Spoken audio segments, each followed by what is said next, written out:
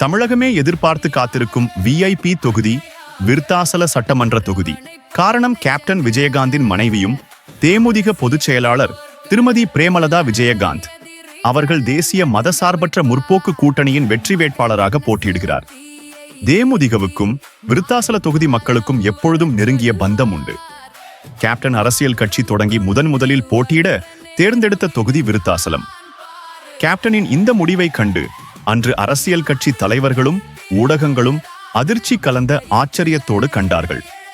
காரணம், கேப்டன் அவர் பிறந்த மதுரையில் ஏதாவது ஒரு தொகுதியில் போட்டியிடுவார் என்றும், வட மாவட்டங்களில் சமூக வாக்குகளால் பாட்டாளி மக்கள் கட்சி மிகுந்த செல்வாக்கோடு இருப்பதாலும், அது மட்டுமல்ல, கேப்டன் கட்சி தொடங்கும் சில மாதங்களுக்கு முன்பே பாட்டாளி மக்கள் கட்சிக்காரர்களுக்கும் கேப்டன் விஜயகாந்த் ரசிகர்களுக்கும் மிகப்பெரிய கலவரம் நடந்து முடிந்த சில மாதங்களிலே அங்கு போட்டியிடுவது நல்லதல்ல என பலரும் தடுத்தார்கள்.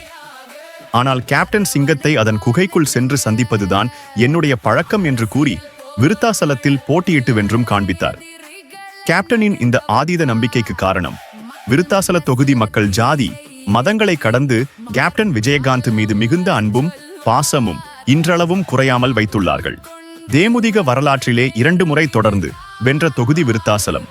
திருமதி பிரேமலதா விஜயகாந்த் கேப்டன் விஜயகாந்த் போட்டியிட்ட பொழுது அவருக்காக தொகுதி முழுவதும் பிரச்சாரம் மேற்கொண்டார். கேப்டன் வென்ற பொழுது அந்த தொகுதியின் குறைகளை அரசின் நிதிக்காக காத்திருக்காமல் தங்கள் சொந்த பணத்தில் பல நலத்திட்டங்களை மக்களுக்கு செய்தார்கள்.